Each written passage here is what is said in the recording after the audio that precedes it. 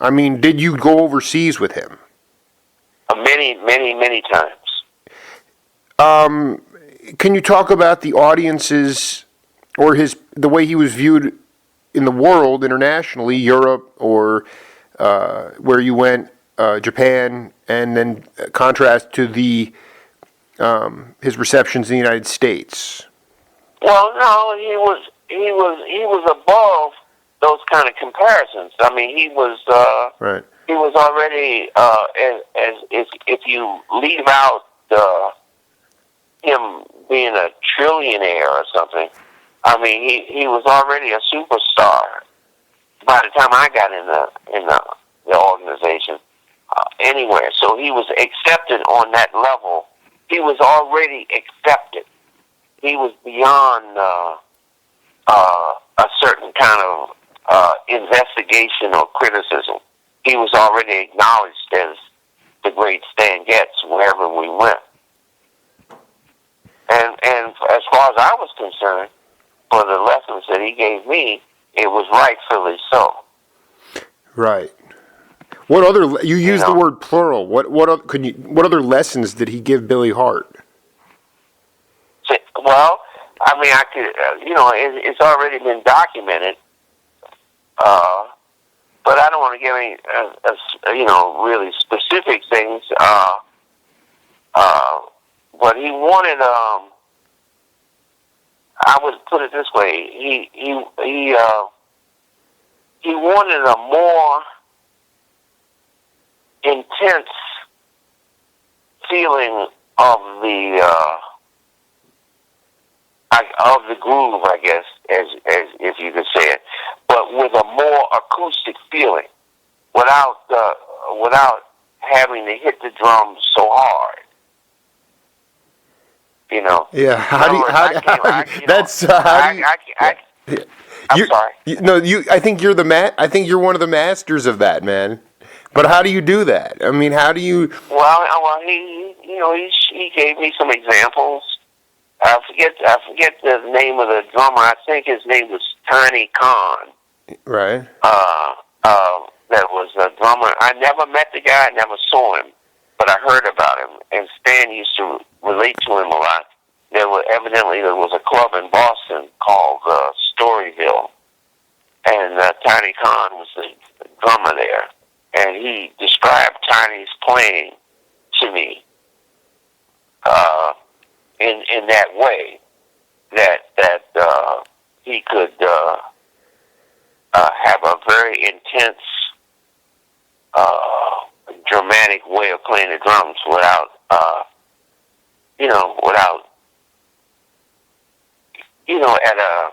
at a lower volume. Sure. And I think he wanted to tell me that because when I came on the scene, my generation is the first generation to come on the scene that heard so-called rock and roll and rhythm and blues first, right? Sure. So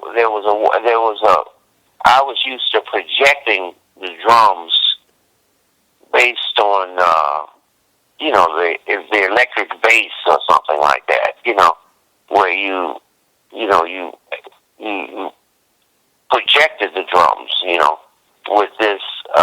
with this clearer backbeat, and so he was saying there was a smoother way to do it. Who did Tiny? And I thought I was already doing it smoothly. You know what I mean? But there was, but my heroes were people like Art Blakey and Elvin Jones, and so there was this tendency to really intensify the music from the drum perspective, fire or whatever, and a lot of extra energy, and especially after Coltrane came on the scene, and no, this is. I mean, this is. When you say you heard rhythm and blues and rock first, you're saying you heard that before you heard jazz? That's what was on the radio. Exactly. Okay, I dig. So just your listening perspective. The drums all of a sudden had a more were more in the forefront, a more driving approach, a harder thrashing sound, and this was more projected. Projection. In other words, because the record put the rhythm section more in the forefront to accentuate this new dance feeling, or whatever it was. This contemporary dance feeling of the time. Oh, I dig. This is what I wanted to ask you about. Is that like when you had Joanne Brackeen or and I forget who'd we say was playing bass with you when you first joined Stan? Dave Holland. Oh, Holland was in the band. So at that point, just because I know that the Tony Williams chick Stanley rhythm section cut an album with Stan. Did you guys? Was there would you say we were playing that same repertoire? Captain Marvel stuff and yeah. And was there? I guess at that point, did Stan have a desire to keep? Was he still writing new tunes? Did you actually cut an album with him at any point? Yeah, but at that point, the only guy that was writing when I first joined the band was Dave. But Dave left very shortly after I joined the band, and Clint Houston came in, and Clint was more of a Stanley Hart kind of player. Sure. In fact, they were friends. They had a similar approach to music. Stanley actually got the gig with Chick, but Clint would have preferred that. And Joanne sort of had a Chick kind of. She referenced Chick a lot also. Right. She had a similar approach. Did you actually? I'm just curious. Time. Yeah, I'm just trying to.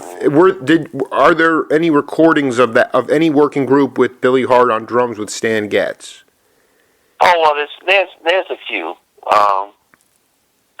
Let's see. When I first joined the band, Dave had just left. Right. So it was Albert Daly and Clint Houston. And it's called The Master. It's a Columbia record called The Master. And I still enjoy listening to that record today. Wow, I'm going to have to scope that. And was it a studio recording or live? Yeah, it was a studio. Oh, that's beautiful. And was there some, did you put any original comps on there, or was it just... No. It was basically, let me think what it was. It was basically a standard material. Except I think it was one or two tunes by the guitarist that plays with Oregon, Ralph Towner. Towner? Yeah. But Towner wasn't in the group. No, he wasn't. But evidently Stan was hanging out with those style of musicians at that time when I joined the band. Or maybe Towner had played something in the group before I joined, but I know there was a definite connection there. Right. I think you're spot. So I'm going to peg this at about 74, 75, 74. Is that about right? That's exactly right. 74. And then, so the band would consistently, it changed a little bit, but, so Holland recommended you for the gig, but you actually never played with Dave as a rhythm section with Stan? No, we played. You did? But he just left very shortly after I joined. He got... And I forget who he was playing with. Well, You he know. he started to make all those records with Anthony Braxton on ECM and stuff. So he Right, yeah, he was doing that. But I'm trying to think of who else. Who else? Well, I mean, he was that period of time also. Well, '74 changed, but Dave was also in the studio all the time with Cats and. Well, he was doing stuff with Jack and Abercrombie also. That's right. That's right. Gateway. Yeah, you're right. He started doing stuff with Colin Walcott and Abercrombie. Right. Yeah, that's right. That Oregon connection. So And now that I think about it, Keith also, right? Some things like that whole group of people. Sure. Yeah, Keith, exactly. Keith, yeah. Billy, I wanted to ask you, did you ever hear from other African American musicians? Did they think that Stan was a racist person?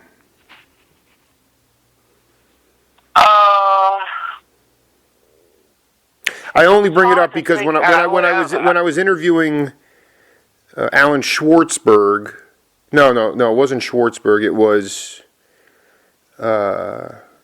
Bill Crow, the bass player. Bill Crow said that Clark Terry thought that Stan was a jive cat and wanted nothing to do with him.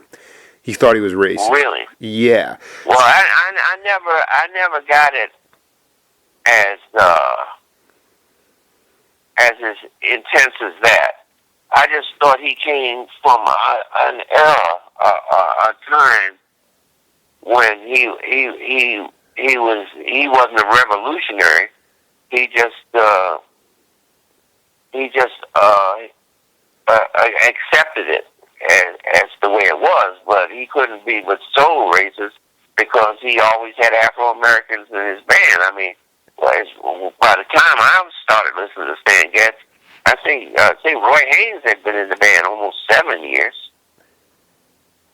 Right, and then I'm interviewing Emilio Lyons yesterday, who repairs horns for Stunny Stitt and all these cats, and he's saying that he saw Roy a few years ago in New York City, and at the time when Roy was playing with Stan, he had this tuner timpani that he played with, and Emilio went up to him and said, "You still have that tuner timpani?" And Roy's like, "What are you talking about?" He's like, "You had this when you played with Stan Getz." He's like, "I don't want to hear that name. I never played with him." It's interesting. You get, sort of. So I believe me. There's. All I'm saying is that as brilliant a sound as he had, his tuning was his pitch was perfect. He had just all these beautiful sequencing. He could play love songs. He was an attractive looking person, But he really had. I mean, what I'm coming to realize is he struggled a lot with demons on a lot of levels, and I wasn't sure if that you ever. Well, certainly that was true. But I mean, you didn't ask me those questions. I mean, I don't really know how relevant or important any of that really is in the general scheme of things. I don't think so. I'm just wondering. I'm not looking for speculation. I'm just trying to figure out if you felt that he ever was, because he wasn't good to women. So I'm just, the thing that perked me up was just that Clark Terry thought he was a full-fledged racist. But I just want to know if you personally ever witnessed anything or dealt with anything with him that you felt was unsavory or left a bad taste in your mouth. Well, I mean, you can almost say that about anybody. Sure. First of all, but yes, there was some very obvious, clear things about Stan. But I attribute it more to the fact that he was what's the word for it? When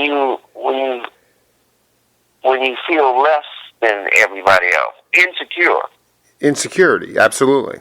Yeah, because he had gotten started in the business at such a young age, and there were certain things he told me. He told me that he got into drugs and that kind of thing from those guys, the older guys, he said that, Jack Teagard and some of the guys in those bands that he was playing in, and Benny Goodman's bands, if they didn't give him actual pot and stuff like that, they definitely gave him pills and things like that. But I heard they gave that to what's the great singer that was in the Wizard of Oz? Oh, Judy Garland. Yeah, in other words, that was the style of thing that was going on in those days. And not only Judy Garland, what was the male figure, Judy's male figure? I should know this too because we play that record all the time in my home with my kids. But I don't... no, but I mean, but the short guy that was that got married so many times. I don't know. And you would know him. You thought of him more as a comedian.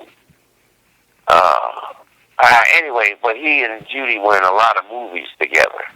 A lot of different movies. Well, together. I mean, listen. Anyway, in other words, they gave They gave all of those kids in those days pills and drugs that people just they accepted that, and supposedly that's what they gave to Stan. So much so that by the time he actually gets to Woody Herman's band, he was already at like 18 or something. He was already a heroin addict. Absolutely. So that means he didn't necessarily finish high school. He definitely didn't go to college. So what do you expect from a white male that didn't grow up privileged anyway, or he wouldn't even have been playing jazz music in the first place. See, Russian Jewish descent. You know what I'm saying? I dig. I dig, man.